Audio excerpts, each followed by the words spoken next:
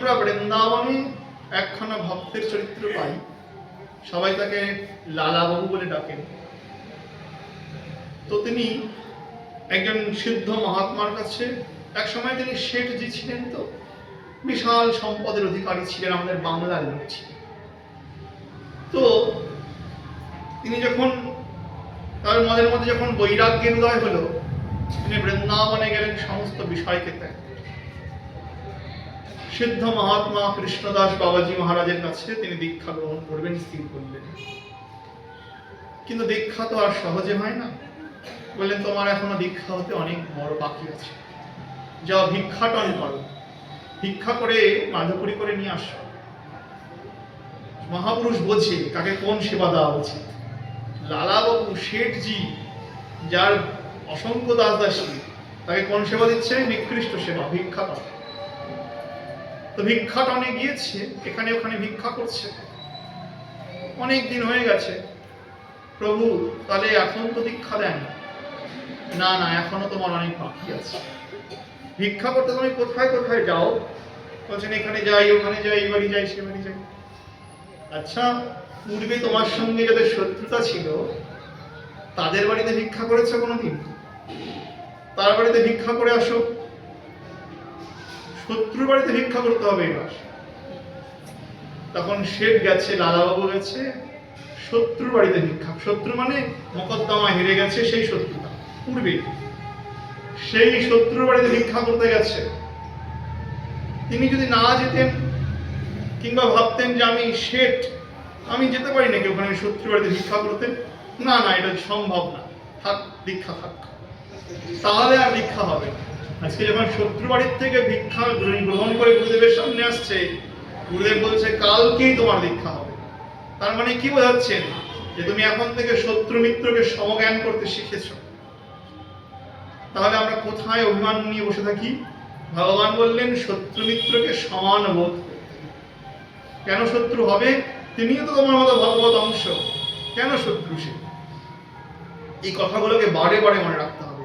ওই জন্য দ্বাদশ অধ্যায় বারে বারে পড়া উচিত, এই গুণগুলিকে চিন্তন করা উচিত। আচ্ছা, তথা মান অপমানায় অর্জুন, আমার ভক্ত মান অপমানের সমান থাকবে। এটাও একই কথা, মান অপমানে তিনি সমান থাকবে। ভক্ত বোঝেন যে আমি যখন সম্মান প্রাপ্ত হই, তা আমার অহংকারে বৃদ্ধি প্রাপ্ত হয়। যখন আমাকে কেউ অপমান করে, তবুও আমার অহংকারকেই আঘাত করে বলেই অপমানিত হই। যেহেতু আমি অহংকারী, তাই কেউ আমার অহংকারে আঘাত দিল, আমি অপমানিত হয়ে গেলাম। আমি এত বড় ভক্ত, এত সুন্দর সেজেছি, তিলক করেছি, এত দামি ধুতি করেছি, আমাকে উঁচু আসনে বসতে দিল না, একটা মালা আমার গলায় দিয়ে দিল না, একটা আসন দিল না, একটা মালা দিল না। যখন এই বোধ আসছে, দিল না, তার মানে আমাকে কি করলো? অপমান করলো। কিসে আঘাত লাগলো? আমার অহংকার বৃত্তিতে আঘাত লাগলো। আর যদি দেয়, উঁচু আসন দেয়, কিংবা আমাকে একটা ফুলের মালা দেয়, তাহলে আমার অহংকার বৃত্তি পুষ্ট হলো। এটা বোঝা যাচ্ছে যে আমাকে সম্মান করছে, তার মানে আমার অহংকার বৃত্তি পুষ্ট হচ্ছে। কিন্তু সিদ্ধ মহাত্মা দুই থেকে মুক্ত হয়ে গেছেন। কেন মুক্ত হয়ে গেছেন? কারণ তিনি জানেন এই মান দেওয়া কিংবা অপমান করা দুইটা কাকে করছে? এই দেহটাকে করছে। দুই এই দেহকে করছে, কিন্তু আমি তো দেহ না, আমি তো পরমাত্মার অংশ, আত্মা। অতএব এই দেহকেই সম্মান করছে, দেহকে অপমান করছে, তা করুক্কা, এই বিষয়ে আমার কোনো চিন্তা নেই। ভাবা যায় কত উচ্চ স্তরে তিনি অবস্থান করেন। ভাগবত মহাপুরাণে দেখবে, দক্ষ যজ্ঞের যে অধ্যায়টা আছে, সেখানে মহাদেব দক্ষ যজ্ঞের ঠিক পূর্বের ঘটনা। মহাদেব দেবতাগণের সঙ্গে দক্ষরাজের সভায় বসেছেন। এবার সমস্ত দেবতাগণ বসে আছেন, মহাদেব বসে আছেন। দক্ষ রাজা প্রবেশ করেছেন সভা মধ্যে। প্রজাপতি দক্ষ, ব্রহ্মার মানসপুত্র, সবাই তাকে উঠে দাঁড়িয়ে সম্মান করেছে। মহাদেবের ওই ভ্রুক্ষেপ নেই, কাকে সম্মান করা কাকে অপমান করা এই বিষয়ে কোনো ভ্রুক্ষেপ নেই। তিনি নিজানন্দে বিভোর হয়ে ধ্যানমগ্ন হয়ে আছেন এই আসনে। দক্ষ রাজা দেখলেন এ কি, আমারই মেয়ের জামাই, অথচ আমাকে সম্মান করলো না, এ কেমন বর্বরতা, আমাকে সম্মান করলো না। দক্ষরাজ অত্যন্ত ক্ষিপ্ত হয়ে নানা রকমের কটুবাক্য বললেন, নিন্দা করলেন মহাদেবের। মহাদেব একটা টু শব্দ করলেন, কোনো অভিসম্পাত করলেন না, ক্রোধ প্রকাশও করলেন না, সভাস্থল ত্যাগ করে চলে গেলেন। শান্ত মূর্তিতে সভাস্থল ত্যাগ করে চলে গেলেন। তাহলে তথা মান অপমানায়, কারণ তিনি পরম সিদ্ধ মহাত্মা, যোগীশ্বর মহাদেব, ভগবানের পরম ভক্ত, ভাগবত শ্রেষ্ঠ, তার মধ্যে এই গুণ তো অবশ্যই থাকবে। তাই তিনি কি করলেন, মান অপমানের সমান থেকে তিনি চললেন। কেউ সুন্দর করে দুধ ঢালছে তবুও তিনি শান্ত, কেউ বিষ ঢালছে তাও তিনি শান্ত। তথা মান অপমানায়, তিনি সব অবস্থাতেই সমান। শীতোষ্ণ সুখ দুঃখেষু সমঃ, অর্জুন আমার ভক্ত শীত উষ্ণ সুখ দুঃখে সমান। শীতোষ্ণ হলো ইন্দ্রিয়ের বিষয়, অর্থাৎ ইন্দ্রিয়গুলি নিজ নিজ বিষয়ে সংযুক্ত হলে চিত্তে যখন বিকার উৎপন্ন হয়, কিন্তু ভক্তের কোনো বিকার উৎপন্ন হয় না। তিনি শীতেও সমান, গ্রীষ্মেও সমান, মানে সমান মানে বিকার উৎপন্ন হয় না তার মনের মধ্যে। এই শীতোষ্ণ সুখ দুঃখ বলতে এখানে বোঝানো হচ্ছে অনুকূল পরিস্থিতি বা প্রতিকূল পরিস্থিতি, সব পরিস্থিতিতে তিনি শান্ত সম। আচ্ছা, সঙ্গবর্জিত, সঙ্গবর্জিত, সঙ্গ মানে কি? সঙ্গ মানে লোকজনের সঙ্গ। সঙ্গ মানে কি? সঙ্গ শব্দের অর্থ হলো আসক্তি। সঙ্গ মানে কি? সঙ্গ শব্দের অর্থ হলো আসক্তি। অর্জুন আমার ভক্ত আসক্তি শূন্য, মানে জাগতিক বস্তুর প্রতি তার কোনো আকর্ষণ নেই। এবার মজা আছে, যদি কেউ মনে করে জাগতিক বস্তুর প্রতি বাহ্যিক আকর্ষণ ত্যাগ করলেই ত্যাগ হয়, শাস্ত্র তখন বলছে না না না, শুধু বাইরে ত্যাগকে ত্যাগ বলছে না, ওটা কপটতা। বাইরের ত্যাগকে ত্যাগ বলছে না, সেটা কি? কপটতা মাত্র। আসক্তি ভেতরে আছে, চরম আসক্তি আছে, কিন্তু বাইরে আমি ত্যাগ করে বসেছি। ভগবান অর্জুনকে গীতা বাক্যে 3য় অধ্যায়ে বলেছেন মিথ্যাচার সৌচ্যতি। সেটা কি? মিথ্যাচারিতা। ইন্দ্রিয়ার্থান বিষয়া বিষয়াত্মা, ইন্দ্রিয়ার্থান বিমূঢ়াত্মা, বিষয় অমিথ্যাচার সৌচ্যতি। তাকে কি বলবে অর্জুন? মিথ্যাচারী বলবে। ধ্যায়ত বিষয়ান পুংস সঙ্গস্থ সুপজায়ত। বিষয় চিন্তন করতে করতে সঙ্গের উৎপত্তি হয়। সঙ্গ মানে আসক্তি। তাহলে বাইরে বিষয়কে কি করেছে? ত্যাগ করেছে, আর ভেতরে বিষয়কে লালন করছে। এই রকম হলে কিন্তু চলবে না। এখানে সঙ্গ বর্জিত মানে আমার ভক্ত ভেতর থেকে আসক্তি শূন্য। সে বাইরে বিষয় থাকতেই পারে অথবা না থাকতে পারে, কিন্তু ভেতর থেকে তিনি আসক্তি শূন্য, ভেতর থেকে আসক্তি শূন্য। যেমন আমাদের ভারতবর্ষে অনেক রাজর্ষির জন্ম হয়েছে। ভগবান কৃষ্ণ তো নিজেই উদাহরণ দিয়েছেন জনক রাজের, শ্রীমদ্ ভগবদ গীতার 3য় অধ্যায়। জনক রাজের উদাহরণ দিয়েছেন এই রাজর্ষিগণের কথা বলতে গিয়ে।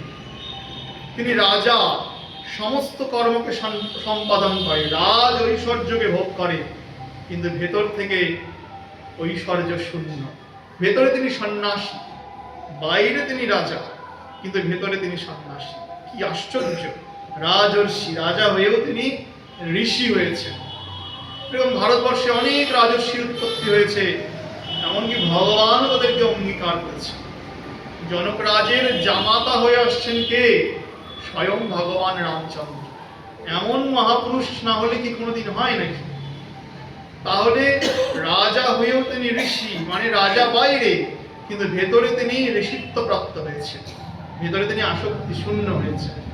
অর্জুন আমার ভক্ত মন থেকে আসক্তি শূন্য। কিন্তু সাধকগণের তা হয় না।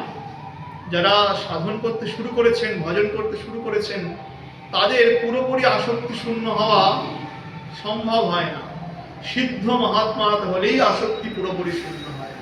গীতাতেই ভগবান দ্বিতীয় অধ্যায়ের 59তম শ্লোকে বলছেন, পরম দৃষ্টা নিবর্ততে, যতক্ষণ না পর্যন্ত আমাকে লাভ করে, আমার দর্শন না হয়, ততক্ষণ পর্যন্ত পুরোপুরি আসক্তি দূরীভূত হওয়া সম্ভব নয়। কিন্তু সাধন করতে করতে সাধক জাগতিক আসক্তি শূন্যতার দিকে যায়। কিন্তু পুরোপুরি আসক্তি শূন্য কবে হবে? যেদিন ভগবত প্রাপ্তি, পরম দৃষ্টা নিবর্ততে, আমাকে দেখলে, আমাকে প্রাপ্ত হলে তবেই পুরোপুরি আসক্তি শূন্য হয়।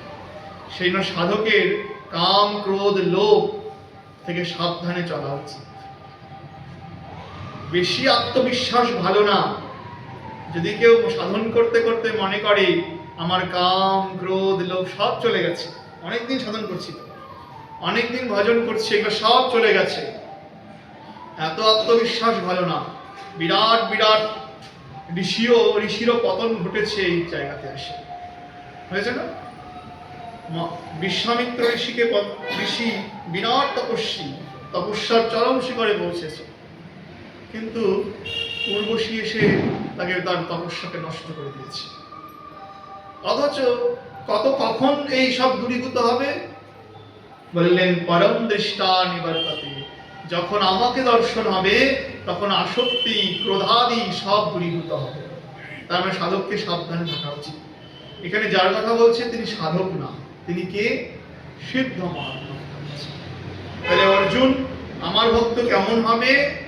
বললেন শত্রু মিত্রতে সমবুদ্ধি সম্পন্ন হবে, মান অপমানে সমবুদ্ধি সম্পন্ন হবে, শীতোষ্ণ মানে অনুকূল প্রতিকূল পরিস্থিতিতে সমান থাকবেন, আসক্তি শূন্য হবেন। পরের শ্লোক বলছেন, তুল্য নিন্দ্যা স্তুতির মৌনিহি, তুল্য নিন্দা স্তুতিহি। বললেন নিন্দা স্তুতিতে আমার ভক্ত সমান থাকবে, নিন্দাতেও সমান, প্রশংসাতেও সমান। প্রশংসাতে একটু সমান থাকা যায়, নিন্দাতে তো সমান থাকা যায় না। কেউ নিন্দা করলে তাকে মারবো না, তার উল্টা নিন্দা করব না, এটা তো ঠিক না। এটা কি পারা যায় না? এটা পারা যায়। সাধক সাধন করতে করতে সেই স্তরে পৌঁছাবে। কিন্তু এখানে যার কথা বলছেন তিনি সিদ্ধ মহাত্মা, তার এগুলো গায়েই লাগে না। তুল্য নিন্দা স্তুতিহি, তার কাছে নিন্দাও যা, স্তুতিও তাই। নিন্দাকারীকে তিনি নিন্দা করেন না, নিন্দাকারীর প্রতি তিনি দ্বেষ করেন না। তিনি মনে করেন লোকের স্বভাব অনুসারে তিনি নিন্দা করছেন, সেটাও ভগবত ইচ্ছা। সাধক নিন্দার দ্বারা নিজেকে সংশোধন করার চেষ্টা করে, কারণ মনে করবে নিন্দাকারী ব্যক্তি আমার উপকারই করছে। আমার গুরুদেব একটা উদাহরণ দিতেন, তিনি বলতেন নিন্দাকারী ব্যক্তি আসলে ন্যাকড়ার মতো হয়। কিসের মতো? ন্যাকড়ার মতো। ন্যাকড়ার কাজ কি? আগে হ্যারিকেন দেখেছেন আপনারা? হ্যারিকেনে চিমনি থাকে, কাচের স্বচ্ছ চিমনি। আর যখন একদিন হ্যারিকেন জ্বালালে পরেই রাত্রিবেলা ওই কি হয়, ওই শিখাটা ওখানে কালো দাগ ফেলে দেয়, কালি ফেলে দেয়। পরের দিন মায়েরা কি করে? পরিষ্কার কাপড় দিয়ে সেটাকে পরিষ্কার করে ফেলে। পরিষ্কার করলে কি হয়? পরিষ্কার করলে পরে সেই কালিটা ওই কাপড়ের মধ্যে বসে যায় আর চিমনিটা স্বচ্ছ হয়ে যায়। প্রভুপাদ বলতেন নিন্দুক আসলে ন্যাকড়ার মতো কাজ করে। মানে নিন্দুক কি করে?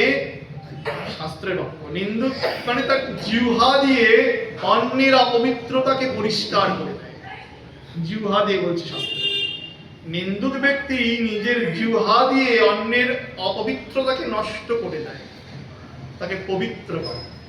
নিন্দা করলে কি করবে সাধক? নিন্দা শুনে মারতে যাবে নাকি? না না, তাহলে নিন্দা শুনে কি করবে? নিন্দা শ্রবণে সাবধান হবে।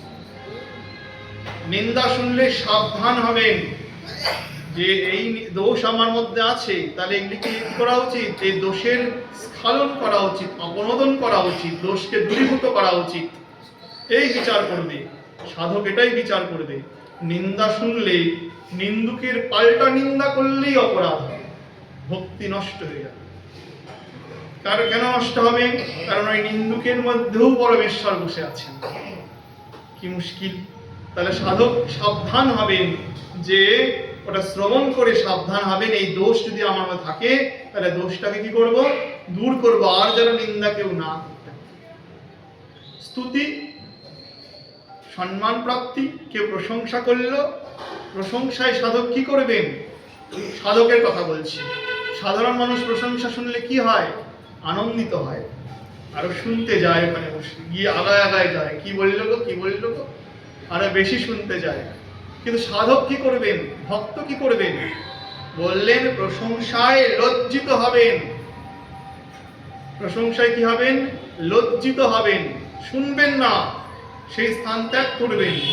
সাবধান, প্রশংসা বেশি শুনলেই ওখান থেকে অহংকার বৃত্তি জন্মগ্রহণ করবে, আর যেটা পতনের কারণ হয়ে দাঁড়াবে, ভক্তি থেকে স্খলন হবে। সেই জন্য সিদ্ধ মহাত্মা ধারই ধারে না, নিন্দা স্তুতিত্ব ধারই ধারে না, ওরা গায়েও মাখে না। কিন্তু সাধককে বলছেন, সাধক কি করবেন? ভক্ত কি করবেন? নিন্দাতে কি করবেন? শিক্ষা গ্রহণ করবেন। আর স্তুতিতে কি করবেন? লজ্জিত হবেন। লজ্জিত হবেন স্তুতিতে। নিজের প্রশংসা নিজের মুখে বলবেন না, বরং অন্য কেউ বললেও লজ্জিত হবে। আর নিন্দা বেশি করে নিজেরটা শুনবেন, তাহলে নিজেরটা শুনলে নিজেকে পরিষ্কার করার একটা সুযোগ। তাই ভগবান বললেন, আমার যে সিদ্ধ মহাত্মাগণ আছেন তারা নিন্দা স্তুতিকে তো কবেই দূরে ছড়িয়ে দিয়েছে, কিন্তু সাধারণ ভক্তগণের ক্ষেত্রে এটাও শিক্ষা যে নিন্দা শুনলে পরে নিজেকে সংশোধন করার চেষ্টা করবে, আর স্তুতি শুনলে পরে নিজেকে লজ্জিত করবে, নিজের লজ্জা পাবে। মৌনী তুল্য নিন্দা স্তুতির মৌনী। মৌনী মানে কি? মৌনী মানে কি? আমরা বলবো মৌনী মানে হলো চুপচাপ বসে থাকা। টিকাকার এগুলা ব্যাখ্যা করেন, চুপচাপ বসে থাকাকে মৌনী বলছেন না। মৌনী মানে হলো দুইখানা অর্থ হয়, এক ব্যর্থ আলাপ রহিত, আর দুই মননশীল। ব্যর্থ আলাপ রহিত আর মননশীল। সিদ্ধ মহাত্মা কেমন হন? ব্যর্থ কথা বলেন না, জাগতিক ফালতু পেঁচাল করেন না। আর মননশীল, তাকে মনন করেন? তার প্রাণ প্রিয় ভগবানকে সর্বদা চিন্তন করেন। যেহেতু চিন্তন করেন তাই মৌনী। চিন্তা করলে তো কথা বলা যায় না। যেহেতু তিনি অনবরত শ্রী গোবিন্দকে চিন্তা করেন, তার লীলাতে নিমগ্ন থাকেন, তাই তিনি মৌনী, তাই তিনি কথা বলেন না। কিন্তু কথা যে বলেন না তা কিন্তু না, তিনি কথা বলেন, তিনি বাচালের মতো কথা বলেন। কখন? যখন হরি কথা বলেন, যখন ভগবত ভক্তি প্রসঙ্গে কথা বলেন, তখন তিনি অনর্গল বলেন। যে মহাদেবকে আমরা দেখি মৌনী, শান্ত হয়ে বসে আছেন, চারদিকের কোনো ধ্যানই নেই, সেই মহাদেব পাঁচ মুখে মুখরিত হয়ে হরি কথা বলেন। আমরা আর কয় মুখ? এক মুখে এক জিহ্বায় কথা বলি। আর শ্রী মহাদেব কি করেন? পঞ্চমুখে দেবী পার্বতীর কাছে হরি কথা বলেন, পঞ্চমুখে হরি নাম কীর্তন করেন, তাই তার নাম কি? পঞ্চানন।